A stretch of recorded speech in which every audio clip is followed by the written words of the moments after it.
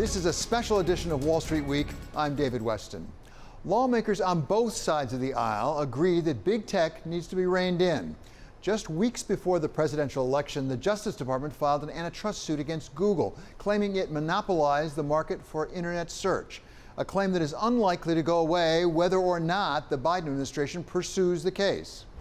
If you're going to build a startup, you need to be able to have fair rules on the internet around how you can compete, how you can get customers, how you can innovate.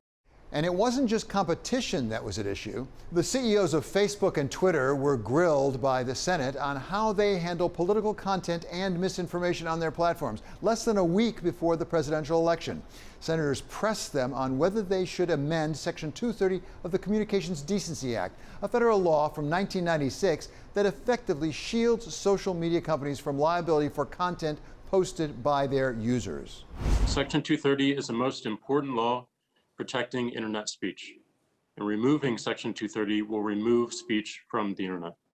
President-elect Biden, speaking to the New York Times early last year, referred to Facebook as an example of a tech company taking advantage of Section 230, saying, quote, "It should be revoked because it is not merely an internet company. It is propagating falsehoods they know to be false, and we should be setting standards not unlike the Europeans are doing relative to privacy." I asked Dan Tarullo, former Federal Reserve Board governor, about how the Biden administration might take a different approach to regulating big tech. I would assume that Biden appointees will share some of the concerns about big, arguably monopolistic tech practices that have been discussed in policy circles for quite some time now. The question of how they'll proceed, and I don't have certainly any inside information on it, the question of how they'll proceed is an interesting one, because they are, after all, facing a judiciary that is heavily populated with judges who are not especially sympathetic to innovative antitrust ideas. It raises for me the question as to whether the Biden administration, through its appointees at the Federal Trade Commission, may want to look at the use of Section 5 of the Federal Trade Commission Act, that's what addresses unfair methods of competition, to do some rulemakings. Rulemakings could help in a couple of ways. One, it could define what are fair and unfair practices without getting to structural breakups of the like with some of the high-tech big tech companies. Secondly, they could use them to start establishing through a notice and comment process what are unacceptable practices for a dominant tech supplier in this new world in which they're not charging their users, but they're using the data of users. So I think, as we were talking earlier, that's one of those avenues that has been unexplored that wouldn't require congressional action that might be profitable for the new administration to look at. Well, this is a terribly important point for people who are not necessarily au courant with the difference between the Sherman Act and the FTC Act on the other hand, because a lot of talk there's been a lot of talk about the fact that the courts have really adopted sort of a Chicago school of analysis that really is based on prices to consumers, and that may be a roadblock to really going after big tech. But as you point out, the FTC is not just enforcing the same act, it has its own act and it's its own process going up to the FTC itself for rulings. So that might be a different way to get a different approach to antitrust. Yeah, that's right, and it hasn't been utilized at the FTC. It's been one of those things that they haven't used. They tended to use their Clayton Act authority much more, that is, to stop mergers.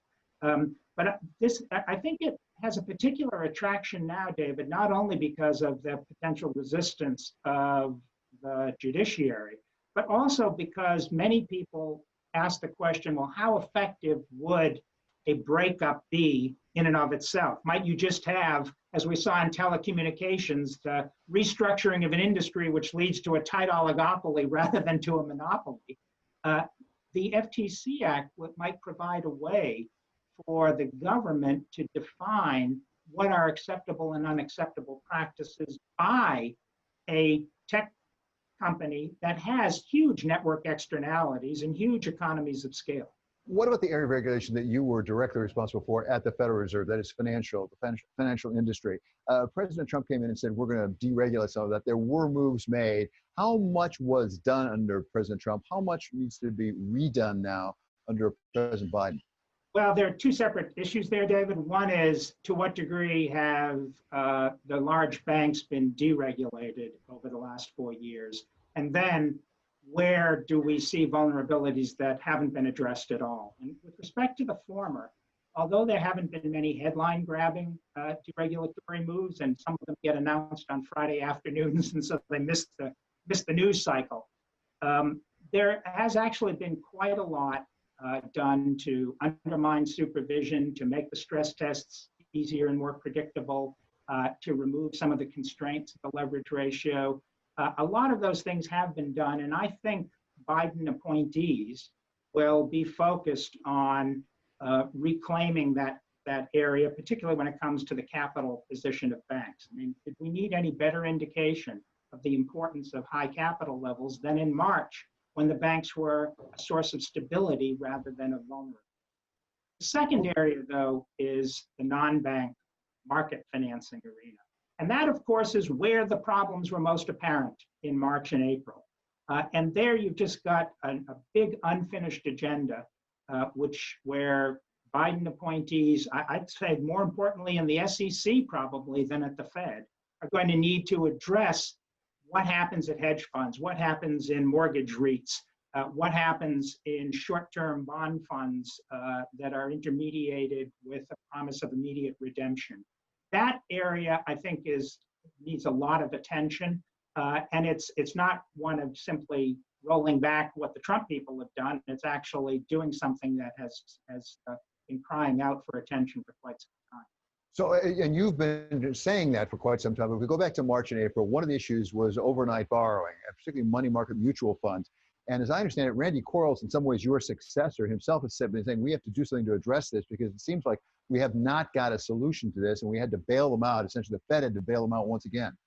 Yeah, well, the Fed has been skeptical of the measures that were taken 4, 5, 6 years ago on money market funds. That is institutionally.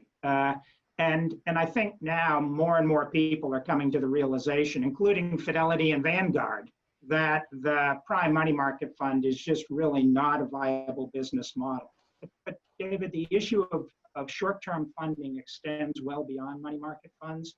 That's all the disruptions we saw with, as I said, with hedge funds, with REITs, with other intermediaries, were at least partially because of the dependence they did have on short-term funding, which can get cut off literally overnight and produce the kinds of squeezes that once again have required the Fed to come in and provide liquidity to many unregulated entities.